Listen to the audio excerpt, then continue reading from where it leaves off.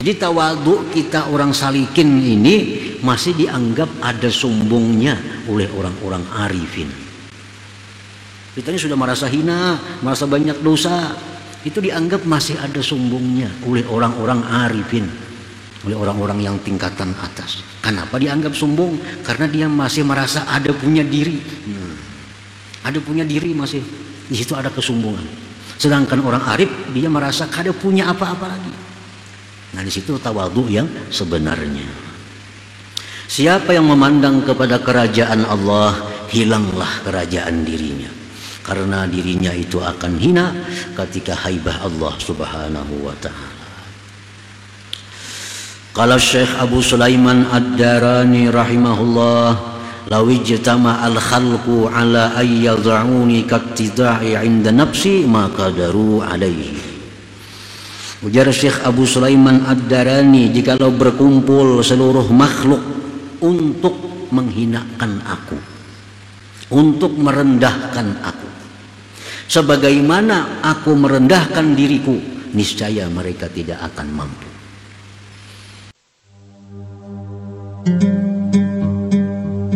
Alhamdulillahilladzi tawadda'a li 'azamatihi al-'arifun wa khada'a li kibriyaihi al-khadi'un.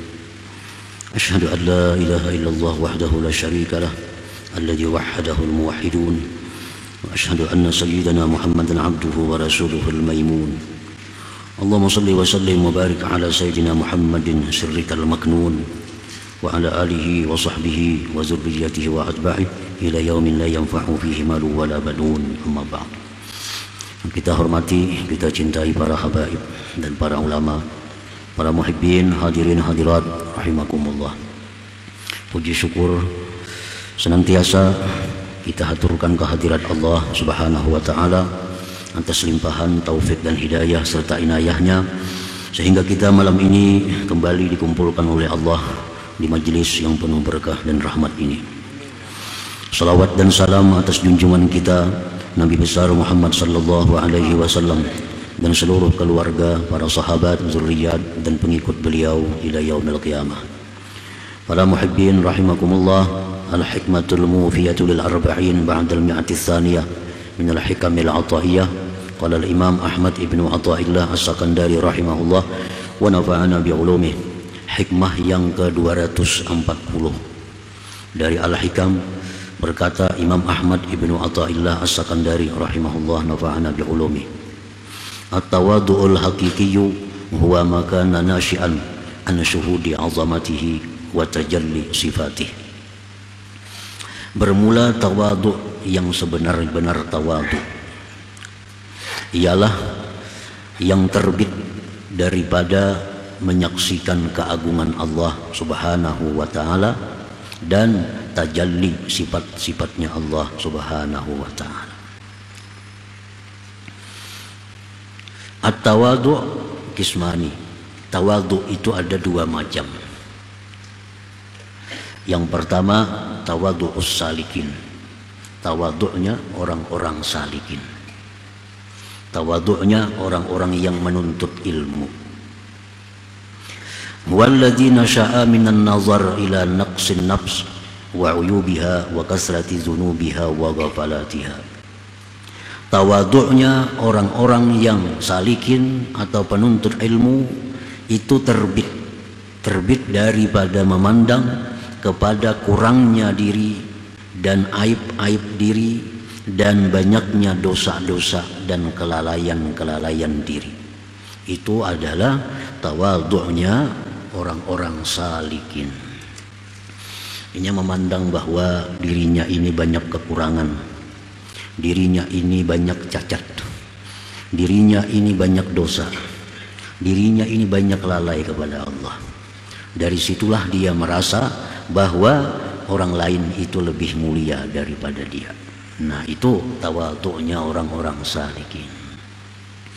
Dia memandang kepada kekurangan dirinya, keaiban dirinya, kehinaan dirinya. Dia sadar bahwa dirinya itu diciptakan Allah dari setitis air yang hina. Dirinya itu diciptakan Allah dari nutfah, setitis air yang hina. Jadi dasarnya diri kita di situ. Itu aslinya diri kita. Aslinya diri kita ini dari setitis air yang hina itu. Dan lagi dia memandang dirinya itu banyak dosa. Dosa akibat daripada banyaknya melanggar hukum-hukum Allah, banyaknya meninggalkan kewajiban-kewajiban yang diwajibkan oleh Allah. Sedangkan taubatnya, istighfarnya belum tentu diterima oleh Allah. Kita hari ini melanggar hukum Allah, dosa. Kita hari ini meninggalkan kewajiban yang diwajibkan Allah, dosa. Kita hari ini memandang yang diharamkan Allah, dosa. Kita hari ini mengucapkan kalimat-kalimat yang dilarang Allah, dosa lagi. Banyak dosa. Itu pasti. Pasti setiap yang dilarang Allah, bila kita perbuat, dosa. Sedangkan tobat kita, istighfar kita belum tentu diterima. Belum tentu diterima. Di mana kita tahunya pada tobat kita diterima? Kalau kita memandang yang diharamkan Allah, kita sudah yakin dosa. Mau kada mau. Kalau kita berkata-kata dosa, berkata-kata ghibah, berkata-kata bohong, dosa. Pasti dosa. Karena itu dilarang oleh Allah. Nah, kita mendengar hal-hal yang sifatnya haram, dosa. Banyak dosa. Pasti. Kita makan ampun orang, makan harta orang, dosa. Nah, kemudian kita tobat kepada Allah. Tobat. Di mana tahu tobat kita diterima? Yakinlah kita. Hanya baik sangka aja kita kepada Allah. Yakin kada bisa yakin. Karena kita kada tahu. Perkara kita berbuat dosa pasti yakin. Nah, perkara kita tobat itu diterima oleh Allah, kita kada kawa yakin. Kada kawa pasti. Kada kawa. Sebab kenapa kada kawa pasti? Karena apa yang disyaratkan di dalam tobat itu sulit ukurannya untuk bisa dipastikan. Contohnya kita berbuat dosa. Tobat dari dosa itu satu, menyesal. Nah, menyesal itu satu kata-kata, satu kalimat yang sulit ukurannya. Menyesal. Kita hilang duit 100.000, menyesal. Kita hilang duit 1 juta, makin sesal lagi. Kita hilang duit 10 juta, makin menyesal lagi. Nah, sedangkan kita berbuat dosa, kalau kita tobat kita mesti menyesal. Menyesal itu macam apa ukurannya? Apakah macam kita hilang duit 1 juta atau macam hilang duit 10 juta? Ya, itu kalau ukurannya. Nah, jadi setiap kali kita berbuat yang haram pasti dosa. Perkara kita tobat belum tentu tobat kita diterima. Karena apa? Karena barangkali sesal kita itu kada sampai kepada batas yang dituntut oleh Allah Subhanahu wa taala. Nah, para muhibbin rahimakumullah. Nah, jadi karena dia melihat asal muasal dirinya ini dari benda yang hina, ditambah lagi banyaknya dosa, lalu ia merasa orang yang lainnya lebih mulia daripadanya. Ia merasa bahwa orang lain itu lebih mulia daripadanya. Nah, inilah tawadhu orang-orang salikin. Tawadhu orang-orang yang sedang menjalani suatu jalan keridhaan Allah Subhanahu wa taala.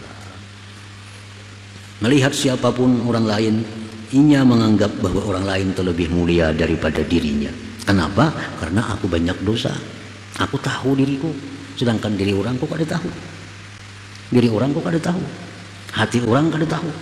Sedangkan aku tahu bujur hatiku, tahu bujur kelakuanku. Banyak dosanya. Nah, lalu disitulah timbul tawadhu tadi untuk orang-orang salikin. Nah, kemudian wa tawadhu'ul arifin, tawadhu orang arif. Walladzi nasha'a an syuhudi 'azamatillah wa tajalli sifatihi fi kulli syai'. Tawadhu'nya orang-orang yang arif itu timbulnya daripada menyaksikan keagungan Allah dan nampaknya sifat-sifat Allah pada tiap-tiap sesuatu.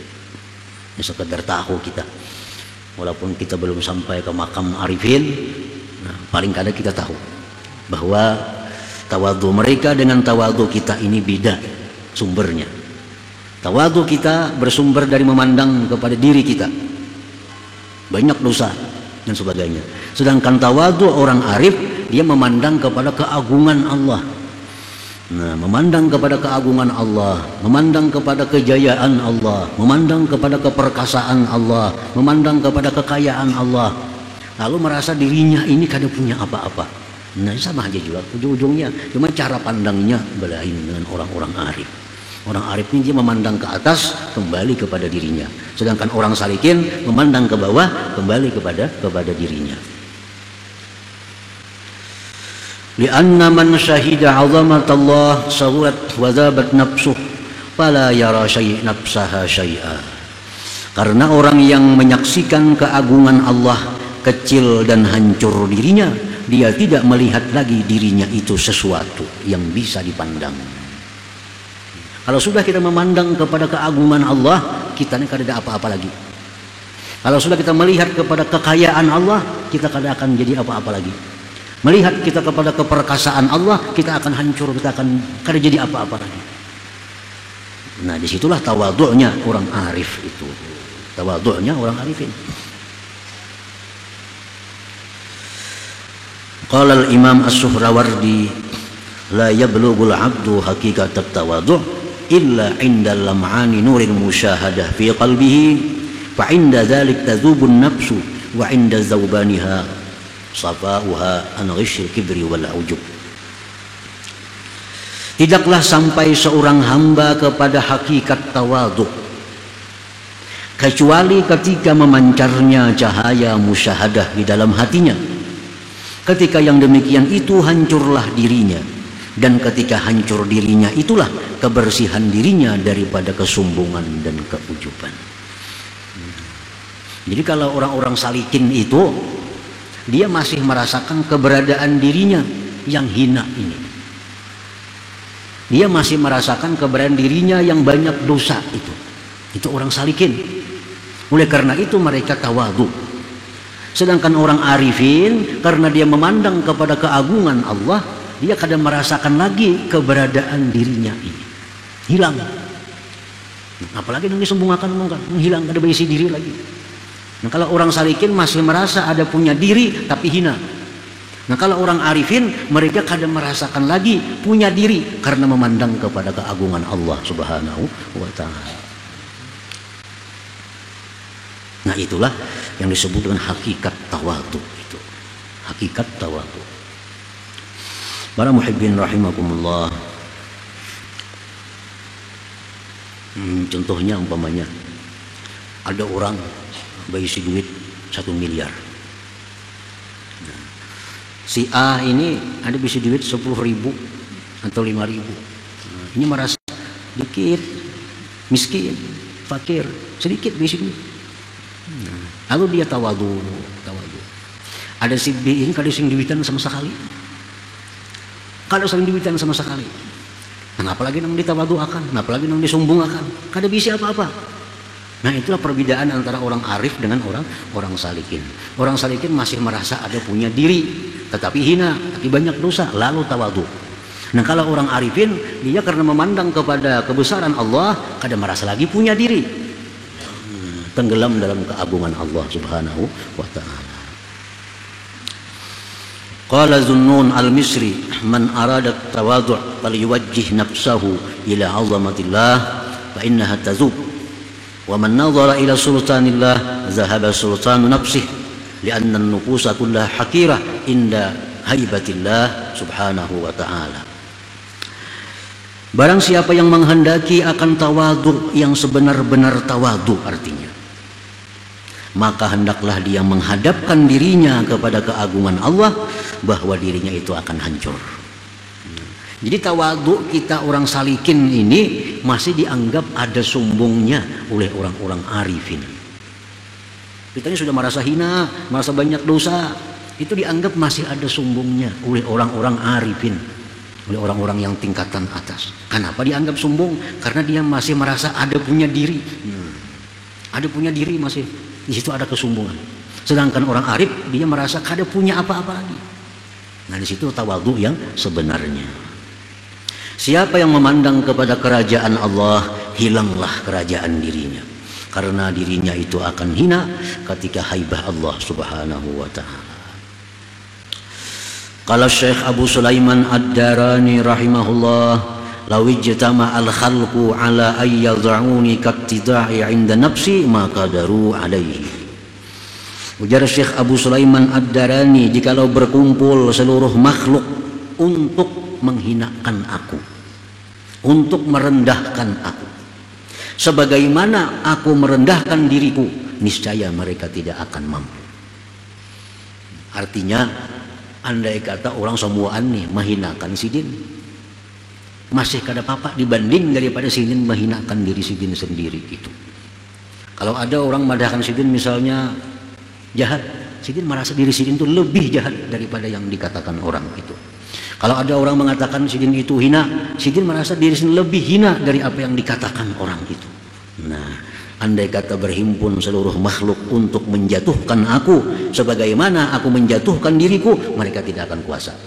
Nah, kenapa sebabnya? Li'annahu syahada 'azamatar rabb wa tajalli sifati fi kulli syai', karena beliau itu memandang keagungan Allah Subhanahu wa taala. Wazabat nafsuhu, maka hancur diri sidin. Kalau orang memandang aku ini hina, tapi masih ada akunya. Menurut orang Syekh itu Abu Sulaiman Ad-Darani itu jahat, tapi masih ada Abu Sulaiman Ad-Daraninya. Kalau aku sih menganggap kada ada lagi, karena tenggelam di dalam keagungan Allah Subhanahu wa ta'ala. Kama qala al-imam bil hikmatil hadiyah wal arba'in ba'da al-mi'ati tsaniyah, sebagaimana beliau menyambung dalam hikmah yang ke-241, la yukhrijuka 'anil wasfi illa syuhudul wasfi. Tidaklah mengeluarkan akan engkau dari satu sifat melainkan menyaksikan sifat. Artinya, la yukhrijuka an awsafi nafsika, tidak bisa mengeluarkan akan engkau dari sifat diri engkau kal kibri, seperti sombong, illa syuhudu sifati rabbik, melainkan menyaksikan sifat Tuhan engkau, ka'azamati, seperti keagungannya Subhanahu wa ta'ala. Kalau kita hendak mengeluarkan kesombongan dari hati kita, maka tengoklah kebesaran Allah Subhanahu wa ta'ala. Kalau kita hendak merasa menghilangkan rasa kaya, tengoklah kepada kekayaan Allah Subhanahu wa ta'ala. Nah, kalau kita hendak menghilangkan rasa hebat dalam diri kita, tengoklah kehebatan Allah Subhanahu wa ta'ala. Nah, tidak bisa mengeluarkan akan engkau dari sifat diri engkau nang kada bagus kecuali menyaksikan sifat-sifat Allah Subhanahu wa ta'ala.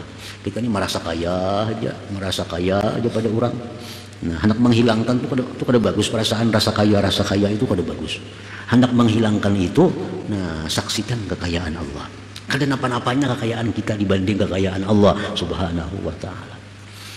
Merasa berilmu kada bagus juga, sombong itu merasa berilmu. Kayak apa hendak menghilangkannya itu? Nah, pandanglah ilmu Allah. Kada apa-apanya ilmu kita hilang dibanding dengan ilmu Allah Subhanahu wa ta'ala. Para muhibbin rahimakumullah, wa qad warada anna Allah ta'ala yubghidu thalathata nafar wa bughduhu li thalathatin minhum ashad. Sungguh mendatang dalam sebuah hadis bahwa Allah membenci, memurkai 3 golongan, dan bencinya Allah kepada 3 orang dari mereka itu lebih sangat lagi. Awaluha, yang pertama, yubghidul fusaq, Allah itu benci, murka kepada orang fasik, orang yang suka melanggar hukum Allah. Allah murka. Wa bughduhu lisaykhil fasik asyad, dan murka Allah terhadap orang yang tua yang fasik lebih sangat lagi. Orang yang fasik itu orang yang dimurkai Allah.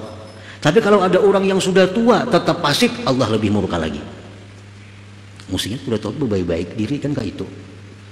Mestinya sudah tua makin baik. Nah, kalau ada orang tua yang fasik, Allah lebih marah lagi. Wasani, yang kedua, yubghidul bukhala wa bughduhu lil ghani al-bakhil asyaddu. Allah itu murka kepada orang-orang yang kikir, dan murka Allah kepada orang kaya yang kikir lebih sangat lagi. Orang yang kikir itu dimurkai Allah. Kalau yang kikir ini orangnya kaya, Allah makin murka lagi. Wasalis, yang ketiga, yubghidul mutakabbirin, Allah murka kepada orang-orang sombong. wa bughdhuhu lil faqiril mutakabbir asyad, dan murkanya Allah kepada orang fakir yang sombong itu lebih sangat murka Allah. Orang-orang sombong itu orang yang dimurkai Allah. Kalau ada orang fakir sombong, Allah lebih murka lagi. Ini fakir aja sombong, apalagi kaya. Orang nih fakir, penyinggungan, perajuan, kalau salah sedikit meraju, orangnya fakir hidup. Allah lebih murka lagi kepada orang yang fakir yang sombong itu. Wa yuhibbu thalathatan nafar wa hubbuhu li thalathatin minhum asyad. Allah cinta kepada 3 kelompok, dan cintanya Allah kepada 3 bagian dari kelompok itu bersangatan cinta. Yuhibbul muttaqin wa hubbuhu lisyabit taqi asyaddu. Allah cinta kepada orang yang takwa. Orang yang takwa dicintai Allah, dan cintanya Allah kepada pemuda yang takwa lebih sangat cinta. Siapapun yang cinta kepada, yang takwa kepada Allah, Allah suka. Tapi kalau ada orang muda yang takwa, Allah lebih cinta lagi. Nah, orang muda tenaga masih kuat, nafsunya masih kuat, syahwatnya masih kuat, tapi takwa, Allah lebih cinta. Kalau orang sudah seraba lama takwa, kalau jadi masalah. Mata sudah kaur, telinga tapi mendengar, awak serba sakitan. Takwa kepada Allah, mesti takwa sudah Tuhan. Nah, kalau orang anum mampu takwa, Allah suka, sangat suka. Wasani yang kedua, yuhibbul askhia wa hubbuhu lil fakiri sakhi asyad. Allah cinta kepada orang-orang pemurah. Orang pemurah itu dicintai Allah, dan Allah lebih cinta lagi kalau orang fakir tapi pemurah. Hidupnya pas-pasan, padahal pas-pasan hidupnya, cuma sampat saja menyumbang, sampat saja mentraktir kawan minum, padahal seorang kan pas-pasan juga. Nah, ini Allah paling suka orang fakir tapi ada jiwa sosialnya. Wasalis yang ketiga, yuhibbul mutawadi'in wa hubbuhu lil ghaniyil mutawadi asyad. Allah cinta kepada orang-orang yang tawadu. Allah cinta kepada orang-orang yang tawadu, dan Allah lebih cinta lagi kepada orang kaya yang tawadu. Orang sugih ini potensi sombong. Orang sugih itu potensial sombong karena dia punya harta, dia punya kekuatan. Tapi kalau ada orang sugih tapi tawadu, Allah sangat cinta daripada orang-orang tawadu yang lainnya.